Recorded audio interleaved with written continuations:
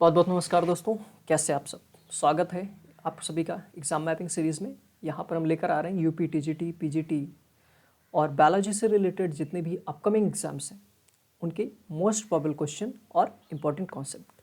सो ये वीडियो बहुत ही हेल्पफुल होने वाला है आपके एग्ज़ाम पॉइंट ऑफ व्यू से। बहुत ही इंपॉर्टेंट ये वीडियो, तो बने रहिए आप लोग लास्ट तक, ठीक है। तो आगे चलने से पहले एक इम्पॉर्टेंट इन्फॉर्मेशन है मैं आपको देना चाहूँगा। हमारा ऐप है स्टडी क्लिक इंडिया ऐप, जिसे आप गूगल प्ले स्टोर से इंस्टॉल कर सकते हैं अपने एंड्रॉयड फ़ोन पे। वहाँ पे आपको बहुत सारी चीज़ें मिलेंगी जो बहुत ही क्वालिटी कंटेंट के साथ मिलेंगी। आपके एग्ज़ाम के लिए बहुत ही बेनिफिशियल हैं, बहुत हेल्प करेंगे आपके एग्ज़ाम में। वहाँ पे आपको क्या क्या मिलेगा मैं ब्रीफ करना चाहूँगा। जैसे UPHESC assistant professor, TGT PGT, GIC lecturer, TRE, UP LT grade, इन एग्ज़ाम से रिलेटेड आपको क्या क्या मिलने वाला है यहाँ पे। Like full length online study material मिलने वाला है, पहली चीज़ जो कि बहुत ही अच्छा है, जिसमें क्वालिटी कंटेंट डिलीवर किया गया है। आप लोग एक बार गो थ्रू करके देखिएगा, ऐप को इंस्टॉल करिएगा और वहाँ पे सारा कुछ अवेलेबल है, आप लोग देखिएगा एक बार। प्लस आपको मिलने वाला है 50 फुल लेंथ टेस्ट। ये कोई ऐसा वैसा टेस्ट नहीं है दोस्तों। यहाँ पे जितने भी क्वेश्चन रखे गए हैं वो सभी बहुत ही अच्छे हैं और ये बहुत ही लेजेंडरी लोगों ने क्वेश्चन पेपर सेट किया हुआ है। अपने अपने फील्ड के महारथियों ने क्वेश्चन पेपर सेट किया है। तो जो क्वेश्चंस हैं यहाँ पे, इनके एग्ज़ाम में आने की प्रबल संभावना है या उनसे रिलेटेड क्वेश्चन, आसपास के क्वेश्चन ज़रूर आएंगे। प्लस आपको मिलेगा 5000 प्लस प्रैक्टिस सेट जो कि एमसीक्यू होंगे और पीवाईक्यूज होंगे, ठीक है। वीडियो लेक्चर मिलेगा डिफिकल्ट टॉपिक्स पे, 12 महीने का करंट अफेयर मिलेगा, point wise one liner fact मिलेगा जो आपको हार्ड से हार्ड टॉपिक को, डिफिकल्ट से डिफिकल्ट टॉपिक को ईजिली लर्न करने में हेल्प मिलेगी आपको, ठीक है। प्लस मिलेगा आपको फ्लो चार्ट, फ्लैश कार्ड और माइंड मैप्स जो कि आप ईजिली जाकर ऐप पे देख सकते हैं। एक इम्पॉर्टेंट अनाउंसमेंट है, यूपी टीजीटी पीजीटी का एग्ज़ाम का एचीवा बैच लॉन्च हो चुका है, ठीक, जो कि जस्ट ₹499 में है। ये टेस्ट सीरीज़ है जहाँ पे एमसीक्यू पीवाईक्यूज मिलेंगे आपको और उनका क्वेश्चन के साथ साथ एक्सप्लेनेशन भी मिलेगा, ताकि आपको कोई डिफ़िकल्टी ना हो हार्ड क्वेश्चंस में, ठीक है। ये आपको सारा कुछ हमारे ऐप पे मिलेगा। ये वीडियो आप यूट्यूब पे देख रहे हैं तो चैनल को सब्सक्राइब करना नहीं भूलिएगा। वीडियो अगर अच्छी लगे, इन्फॉर्मेटिव लगे, आपके एग्ज़ाम पॉइंट ऑफ व्यू से हेल्पफुल लगे तो लाइक ज़रूर कीजिएगा और अपनी जो राय है आपकी, कुछ कहना चाहते हैं तो कमेंट बॉक्स में ज़रूर बताइएगा, ठीक है। तो विदाउट वेस्टिंग टाइम शुरू करते हैं अपना टॉपिक, हम क्वेश्चन प्रैक्टिस, जो कि हमारा मेन टारगेट है, ठीक है। तो आज फर्स्ट लेक्चर है इस सीरीज़ का, तो बहुत ही आसान सा टॉपिक लेके आया हूँ मैं, सेल बायोलॉजी से रिलेटेड बेसिक्स से क्वेश्चन है, लगभग 10 क्वेश्चन है आज डिस्कस करेंगे हम लोग। और बहुत ही बेसिक है लेकिन एग्ज़ाम के लिए बहुत ही इंपॉर्टेंट है। यहाँ पे हम क्वेश्चन के साथ साथ कॉन्सेप्ट भी डिस्कस करने वाले हैं, तो इसलिए ये सीरीज़ और ज़्यादा इंपॉर्टेंट होने वाली है आपके लिए, ठीक है। तो पहला क्वेश्चन हमारी स्क्रीन पे है, तो देखते हैं इसे। What is the fundamental unit of life and the basic structural and functional unit of all living organism. जिसे हम बहुत ही पुराने ज़माने से, इनफैक्ट हम जब से बायोलॉजी पढ़ने स्टार्ट किए तब से हम इसे पढ़ते आ रहे हैं कि किसी भी ऑर्गेनिज्म का फंडामेंटल यूनिट ऑफ लाइफ क्या होता है। तो जो सबसे बेसिक यूनिट होती है जिससे हमारी बॉडी बनी हुई है, तो सबसे जो स्मॉलेस्ट थिंग है उसे हम कहते हैं, क्या कहते हैं, सेल कहते हैं, जो कि सेकंड ऑप्शन में बिल्कुल साफ साफ शो हो रहा है, ठीक है। तो इस क्वेश्चन के अकॉर्डिंग सेकंड ऑप्शन बिल्कुल करेक्ट है। तो सेल से मिलकर टिश्यू बनता है, टिश्यू से मिलकर ऑर्गन बनते हैं, ऑर्गन्स मिलकर एक ऑर्गेनिज्म का फॉर्मेशन करते हैं, जो कि आपको सामने दिख रहा है, ठीक। Now next question, which of the following is a characteristic feature of prokaryote. तो प्रोकैरियोटिक सेल का कैरेक्टरिस्टिक फीचर क्या होता है। सबसे पहले देखते हैं प्रोकैरियोट इसे हम कहते क्यों हैं, ये प्रोकैरियोट नाम क्यों दिया गया है। तो प्रोकैरियोट जो वर्ड है इसी में इसका रहस्य छिपा हुआ है, ठीक है। तो प्रो का मतलब होता है प्रिमिटिव, ठीक, और कैरियोन का मतलब होता है, या कैरियोटिक का मतलब होता है न्यूक्लियस। कैरियोटिक का मतलब क्या होता है, न्यूक्लियस। तो जो प्रिमिटिव टाइप का न्यूक्लियस होता है, जहाँ पे भी प्रिमिटिव टाइप का न्यूक्लियस पाया जाता है वो प्रोकैरियोटिक सेल कहलाती हैं। अब ये प्रिमिटिव न्यूक्लियस होता क्या है, सपोज ये एक सेल है, ठीक है, इसका अपना एक जेनेटिक मटेरियल होगा, ठीक है, कोई भी सेल है उसका अपना जेनेटिक मटेरियल होता है। अगर ये जेनेटिक मटेरियल साइटोप्लाज्म में ऐसे ही फ्लोट कर रहा है बिना किसी बाउंड्री के, बिना किसी प्रोटेक्शन के, तो इसे हम कहेंगे प्रिमिटिव टाइप का न्यूक्लियस। ठीक है, यही है प्रिमिटिव न्यूक्लियस, जहाँ पे कोई भी प्रोटेक्शन नहीं है न्यूक्लियस के लिए, ऐसे ही साइटोप्लाज्म में फ्रीली घूम रहा है, वो प्रिमिटिव टाइप का होता है। अगर इसी के चारों ओर एक मेम्ब्रेन बन जाए तो वो एडवांस टाइप का हो जाएगा, या फिर उसे हम कहेंगे ट्रू न्यूक्लियस। ठीक, तो ट्रू न्यूक्लियस और प्रिमिटिव न्यूक्लियस में ये बेसिक डिफरेंस होता है। जहाँ पे प्रिमिटिव न्यूक्लियस पाया जाता है वो प्रोकैरियोटिक होते हैं, जहाँ पे ट्रू न्यूक्लियस पाया जाता है वो यूकैरियोटिक होते हैं। तो ऑप्शन के अकॉर्डिंग फर्स्ट ऑप्शन है प्रेजेंस ऑफ ट्रू न्यूक्लियस। तो ये तो बिल्कुल ही सरासर गलत है, क्योंकि प्रेजेंस ऑफ ट्रू न्यूक्लियस ये यूकैरियोटिक सेल का कैरेक्टरिस्टिक फीचर है। मेम्ब्रेन बाउंड ऑर्गेनेल्स ये भी क्या होते हैं, यूकैरियोटिक सेल्स में ही पाए जाते हैं, ये प्रोकैरियोटिक सेल्स में एब्सेंट होते हैं। Now third option is large size compare to eukaryotic cell. तो ऐसा कोई थंब रूल नहीं है कि जो प्रोकैरियोटिक सेल होती हैं वो बड़ी होती हैं। ठीक है, इन जनरल जो प्रोकैरियोटिक सेल्स होती हैं वो यूकैरियोटिक सेल से छोटी ही होती हैं। And the third one is, last one is lack of membrane bound nucleus. तो अभी हमने ये डिस्कस किया ये फिगर में कि यहाँ पे कोई भी अगर मेम्ब्रेन नहीं है तो यहाँ पे जो न्यूक्लियस है वो प्रिमिटिव टाइप का है, और उसे ही हम कहते हैं प्रोकैरियोटिक सेल। ठीक है, तो इसके क्वेश्चन के अकॉर्डिंग ये जो लास्ट ऑप्शन है ये बिल्कुल करेक्ट है। Okay, now next question, the genetic material in prokaryotic cell is found in the form of. Genetic material जो होता है प्रोकैरियोटिक सेल्स में वो किस फॉर्म में पाया जाता है? तो फर्स्ट ऑप्शन है chromosome, mitochondria, nucleus, nucleoid region. Chromosome क्या होता है? जो सेल है इसका जो जेनेटिक मटेरियल है, नॉर्मल कंडीशन में जब सेल डिवाइड नहीं कर रही होती है तो ये ऐसे ही थ्रेड लाइक स्ट्रक्चर में प्रेजेंट होता है, जिसे हम कहते हैं क्रोमैटिन फाइबर।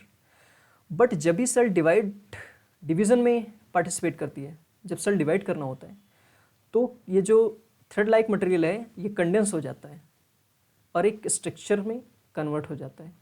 इस स्ट्रक्चर को हम कहते हैं क्रोमोसोम। ठीक, इस स्ट्रक्चर को क्या कहते हैं? क्रोमोसोम। तो ये तो जेनेटिक मटेरियल है नहीं। ठीक है, प्रोकैरियोटिक सेल का। फिर माइटोकॉन्ड्रिया। माइटोकॉन्ड्रिया तो एक सेल ऑर्गेनेल है, और एक चीज़ यहाँ पे मैं ऐड करना चाहूँगा, माइटोकॉन्ड्रिया को हम कहते हैं सेमी ऑटोनोमस सेल ऑर्गेनेल। ठीक, सेमी ऑटोनोमस सेल ऑर्गेनेल क्यों कहते हैं? क्योंकि इसका खुद का अपना क्या होता है, एक जेनेटिक मटेरियल होता है, लाइक इंडिविजुअल सेल, इसलिए इसे हम सेमी ऑटोनोमस कहते हैं। और अब ये क्योंकि ये सेल ऑर्गेनेल है, सेल के अंदर ये प्रेजेंट है, फिर भी इसका अपना जेनेटिक मटेरियल है। क्यों है, इसे हम नेक्स्ट क्वेश्चन में डिस्कस करने वाले हैं। Third one is nucleus. तो न्यूक्लियस जो होता है वो तो यूकैरियोटिक सेल का कैरेक्टरिस्टिक फीचर होता है, इसलिए यहाँ पे न्यूक्लियस भी नहीं हो सकता है।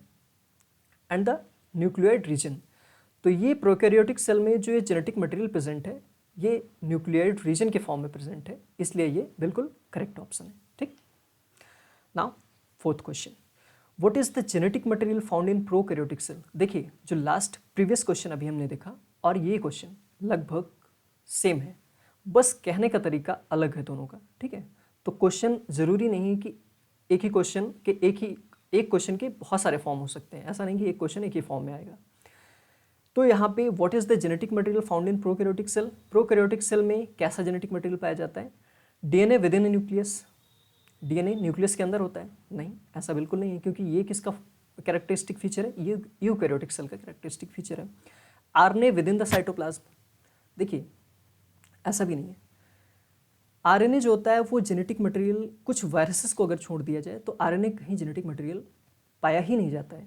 ये बहुत ही प्रिमिटिव टाइम में जब लाइफ इवॉल्व हुई थी उस टाइम पे आरएनए जेनेटिक मटेरियल हुआ करता था, बट जैसे जैसे ये चीज़ें एडवांस हुई, ऑर्गेनिज्म अपने आप को डेवलप करते रहे, तो उस एवोल्यूशनरी पीरियड में आरएनए जो था वो फिर जेनेटिक मटेरियल नहीं रह गया, क्योंकि वो मोस्ट लैबाइल था, वो ज़्यादा रिएक्टिव था, इसलिए वो स्टेबल नहीं रह पाता था, तो उसको रिप्लेस करके डीएनए जेनेटिक मटेरियल बन गया। ठीक, अब ये यूकैरियोटिक सेल में और प्रोकैरियोटिक सेल में दोनों में डीएनए ही एज ए जेनेटिक मटेरियल पाया जाता है। Now third one is DNA within the cytoplasm. ये बिल्कुल करेक्ट ऑप्शन है, क्योंकि जो डीएनए होता है वो प्रोकैरियोटिक सेल के साइटोप्लाज्म में ही फ्लोट किया करता है, ऐसा मैंने पहले ही डिस्कस किया। ठीक है, तो third option is very correct option. ठीक, okay. RNA within the nucleus, नहीं, ऐसा बिल्कुल भी नहीं है। तो ये मैं पहले भी बता चुका हूँ आपको कि अचीवा बैच लॉन्च हो चुका है, बहुत ही मार्जिनल प्राइस पे आपको ये टेस्ट सीरीज अवेल करवाई जा रही है, जस्ट ₹499। आप जरूर इसे बाई कीजिए और देखिए यहाँ पे आपके एग्ज़ाम पॉइंट ऑफ व्यू से ये सीरीज़ बहुत इंपॉर्टेंट है। ये जो चल रही है यूट्यूब पे ये भी इंपॉर्टेंट है, प्लस आप क्वेश्चन की प्रैक्टिस खुद से भी कीजिए ताकि आपकी प्रैक्टिस रहे, एग्ज़ाम हॉल में बैठने के बाद आपको कोई प्रॉब्लम ना हो। उसके लिए ये सीरीज़ लाई गई है जो कि बहुत इंपॉर्टेंट है और आप लोग जरूर इसे लीजिएगा। Now next question, which type of cell has membrane bound organelle and a true nucleus? कौन से ऐसे सेल्स में मेम्ब्रेन बाउंड ऑर्गेनेल होते हैं और ट्रू न्यूक्लियस होता है? ये तो सीधा सीधा बिल्कुल साफ साफ दिख रहा है कि ये किस सेल की बात हो रही है, यूकैरियोटिक सेल की बात हो रही है। तो यहाँ पे जो ऑप्शन सेकंड है वो बिल्कुल करेक्ट है। ठीक, now next question, which of the following cell structure is found in both prokaryotic and eukaryotic cell? कौन सा ऐसा सेल स्ट्रक्चर है जो यूकैरियोटिक और प्रोकैरियोटिक सेल दोनों में पाया जाता है? तो न्यूक्लियस नहीं, न्यूक्लियस तो सिर्फ यूकैरियोटिक सेल में पाया जाता है। जेनेटिक मटेरियल दोनों में होता है लेकिन मेम्ब्रेन बाउंड नहीं होता है, इसलिए हम प्रोकैरियोटिक सेल के जेनेटिक मटेरियल को न्यूक्लियस नहीं बोलेंगे। माइटोकॉन्ड्रिया तो एक सेल ऑर्गेनेल है, ठीक है। एंडोप्लाज्मिक रेटिकुलम ये भी सेल ऑर्गेनेल है, और ऑर्गेनेल सेल ऑर्गेनेल जो भी होते हैं वो यूकैरियोटिक सेल में ही पाए जाते हैं। ये जो सेल मेम्ब्रेन है ये करेक्ट ऑप्शन है। हाँ, ये हो सकता है कि सेल मेम्ब्रेन का जो कॉम्पोजिशन है वो यूकैरियोटिक सेल में और प्रोकैरियोटिक सेल में डिफर कर सकता है, ठीक है। जब हम मेम्ब्रेन पढ़ेंगे तो उसमें डिटेल में डिस्कस करेंगे इसे। Now next question, what is the distinguishing feature of prokaryotic cell regarding the organisation of genetic material? Genetic material के ऑर्गेनाइजेशन से रिलेटेड प्रोकैरियोटिक सेल का क्या डिस्टिंग्विश फीचर है? ठीक, तो क्या हो सकता है इसमें? Presence of multiple chromosome. भाई प्रोकैरियोटिक सेल में तो एक ही सर्कुलर क्रोमोसोम पाया जाता है, ऐसा बिल्कुल नहीं होता है कि यहाँ पे मल्टीपल क्रोमोसोम, ऐसा कुछ भी नहीं होता है प्रोकैरियोटिक सेल में। प्रेजेंस ऑफ न्यूक्लियर मेम्ब्रेन, ये तो एब्सेंट ही होती है, अगर यही होती है तो हम उसे प्रोकैरियोटिक कहते ही क्यों।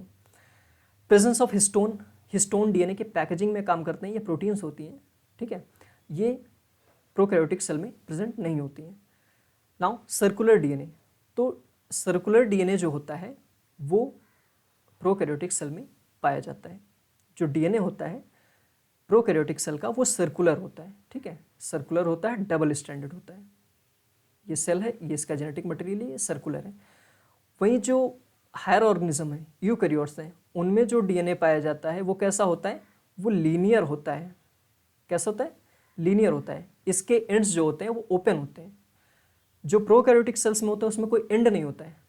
प्रोकैरियोटिक सेल के जो जेनेटिक मटेरियल है उसमें कोई एंड नहीं आपको मिलेगा जब तक उसे कट ना किया जाए। लेकिन यूकैरियोटिक सेल का जो जेनेटिक मटेरियल है उसमें दो एंड पाए जाते हैं, ठीक। वो एंड क्यों होते हैं? क्योंकि जो यूकैरियोटिक सेल का जेनेटिक मटेरियल है वो लीनियर होता है और प्रोकैरियोटिक सेल का जो जेनेटिक मटेरियल है वो सर्कुलर होता है। ये बात है, ठीक, simple. Now next question, which statement accurately reflect the endosymbiont theory of eukaryotic cell evolution? Endosymbiotic theory क्या है? इंडोसिम्बायोटिक थ्योरी का मतलब है, शॉर्ट में आपको मैं बता रहा हूँ कि इंडोसिम्बायोटिक थ्योरी जो होती है वो क्या होती है। मान लीजिए एक प्रोकैरियोटिक सेल है कोई, ये ठीक है, ये प्रिमिटिव टाइम की बात हो रही है, अभी ये बात नहीं हो रही है। ये एक प्रोकैरियोटिक सेल है और ये एक बड़ा सा यूकैरियोटिक सेल है, ठीक। ये सेल जो थी यूनिसेलुलर ऑर्गेनिज्म पहले इवॉल्व हुए थे, तो ये सेल इसको इंगल्फ करना चाहेगी। क्यों इंगल्फ करना चाहेगी? For food. ये इसके एनवायरनमेंट में प्रेजेंट है, दोनों एक ही एनवायरनमेंट में प्रेजेंट है। ये सेल बड़ी है, ये सेल छोटी है। प्रोकैरियोटिक सेल इन जनरल छोटे ही होते हैं, ठीक है। ये यूकैरियोटिक सेल है, ये सेल इसको क्या करेगी? इंगल्फ करना चाहेगी। क्यों इंगल्फ करना चाहेगी? क्योंकि फूड के लिए, ठीक है। ये इसे फूड समझ रही है और इसे इंगल्फ करना चाह रही है। अब क्या होगा? ये इसे इंगल्फ कर भी लेगी और ये सेल जो है वो इसके अंदर आ जाएगी। ये यूकैरियोटिक सेल है और ये प्रोकैरियोटिक सेल है। अब इस सेल को क्या होना चाहिए था? डाइजेस्ट हो जाना चाहिए था, बस किसी कारण बस ये डाइजेस्ट हुई ही नहीं और इसे ऐसा एनवायरनमेंट मिल गया जिससे कि ये सर्वाइव कर गई। अब क्योंकि ये सेल है तो इसकी डिवीज़न की कैपेबिलिटी होगी, इनबिल्ट कैपेबिलिटी होती है, किसी भी सेल की डिवाइड करने की कैपेबिलिटी जो है वो उसको सेल की इनबिल्ट कैपेबिलिटी होती है। सेल है तो डिवाइड करेगी, कुछ सर्टेन केसेस में कुछ एक्सेप्शन छोड़ दिया जाए तो नॉर्मल सेल जितने भी होती हैं, चाहे वो यूकैरियोटिक सेल हो चाहे वो प्रोकैरियोटिक सेल हो, वो डिवाइड जरूर करेगी। तो अब ये इस सेल के अंदर चली गई तो डिवाइड भी करेगी, और डिवाइड करेगी तो इस सेल का नंबर भी बढ़ेगा, और जब ये सेल यूकैरियोटिक सेल डिवाइड होगी तो क्या होगा, ये हर सेल में आगे ट्रांसफ़र होती रहेगी जनरेशन टू जनरेशन, और इसे बढ़िया इन्वायरमेंट भी मिल गया तो वहाँ पे सर्वाइव भी कर रही है। अब इस सेल का अपना एक जेनेटिक मटेरियल भी होगा जो प्रोकैरियोटिक सेल है, क्योंकि जेनेटिक मटेरियल तो सबका होता है, इस प्रोकैरियोटिक सेल में भी होता है, इस यूकैरियोटिक सेल में भी होगा, तो ये अपना जेनेटिक मटेरियल भी अपने साथ रखेगी। ठीक है, क्योंकि अब सेल के अंदर है तो इसे अपने जेनेटिक मटेरियल की उतना ज़्यादा यूज़ नहीं है। लाइक माइटोकॉन्ड्रिया, एंडोसिम्बायोसिस के थ्रू ही माइटोकॉन्ड्रिया सेल के अंदर आया है। आज जो हमारे अंदर, हमारी सेल के अंदर जो माइटोकॉन्ड्रिया पाया जाता है वो प्रोकैरियोटिक ओरिजिन का ही है। वो पहले बाहर था, इन्वायरमेंट में प्रेजेंट था, किसी यूकैरियोटिक यूनिसेलुलर यूकैरियोटिक सेल ने उसे इंगल्फ कर लिया। अब ये बाहर जो प्रोकैरियोटिक सेल प्रेजेंट था, इसे ऐसा इन्वायरमेंट इसके अंदर मिल गया जो इसे इसके सर्वाइवल में हेल्प कर रहा है। ठीक है, और इसे डाइजेस्ट होने से बचा रहा है। तो ये cell generation to generation divide कर रही है और ट्रांसफ़र भी होती जा रही है, तो इसका कभी खात्मा हुआ ही नहीं, और ये हमारे लिए भी बहुत ही बेनिफिशियल हो गया। अब सोच सकते हैं आप माइटोकॉन्ड्रिया हमारे लिए कितना इंपॉर्टेंट है, जिसे हम power house of the cell कहते हैं। अगर सेल से माइटोकॉन्ड्रिया को हटा दिया जाए तो सोचिए क्या सर्वाइवल पॉसिबल है यूकैरियोट्स का? इम्पॉसिबल है, बिल्कुल भी इम्पॉसिबल है। ठीक है, आज के टाइम पे सर्वाइवल हो ही नहीं सकता है, क्योंकि एनर्जी का प्रोडक्शन ही ठप पड़ जाएगा। ठीक है, उतनी एनर्जी ही नहीं प्रोड्यूस हो पाएगी जिससे बॉडी के मेटाबॉलिज्म को रेगुलेट किया जा सके। तो इसलिए माइटोकॉन्ड्रिया बहुत इंपॉर्टेंट है, और माइटोकॉन्ड्रिया जो हमारे अंदर है वो एंडोसिम्बायोसिस के थ्रू ही अंदर आया है। ठीक है, तो ये प्रोसेस था एंडोसिम्बायोसिस का। तो अब हम अपना क्वेश्चन देखते हैं, which statement accurately reflect the endosymbiont theory of eukaryotic cell evolution? तो फर्स्ट ऑप्शन है eukaryotic cell evolve from prokaryotic cell. ऐसा बिल्कुल नहीं है, क्योंकि ठीक है, eukaryotic cell evolve from ancient multicellular organism. इस क्वेश्चन के अकॉर्डिंग ये भी ऑप्शन ट्रू नहीं है। Eukaryotic cell evolve independently of prokaryotic cell, ऐसा भी नहीं है। Eukaryotic cell evolve by engulfing the other cell that became organelle.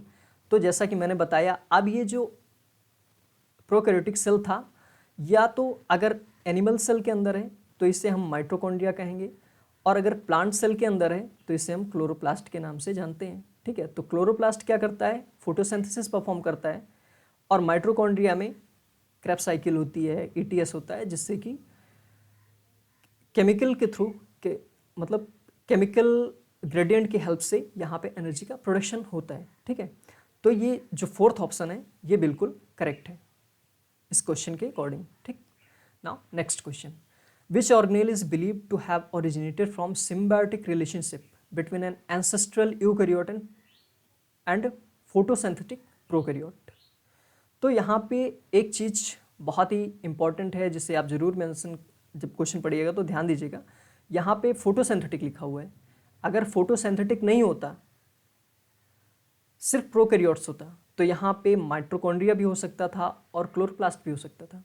लेकिन हम बात कर रहे हैं फोटोसिंथेटिक प्रोकैरियोट की, तो यहाँ पे माइटोकॉन्ड्रिया नहीं होगा, क्योंकि माइटोकॉन्ड्रिया फोटोसिंथेसिस नहीं परफॉर्म करता है, क्लोरोप्लास्ट जो होता है वो फोटोसिंथेसिस परफॉर्म करता है। तो इस क्वेश्चन के अकॉर्डिंग ऑप्शन डी बिल्कुल राइट है, क्योंकि ये एंडोसिम्बायोटिक थ्योरी के एंडोसिम्बायोसिस के थ्रू सेल के अंदर गया है और ये फोटोसिंथेसिस परफॉर्म कर रहा है, इसलिए इस क्वेश्चन का जो आंसर होगा वो ऑप्शन डी क्लोरोप्लास्ट बिल्कुल करेक्ट है। Okay, now next question and last question, ये आज की सीरीज का लास्ट क्वेश्चन है।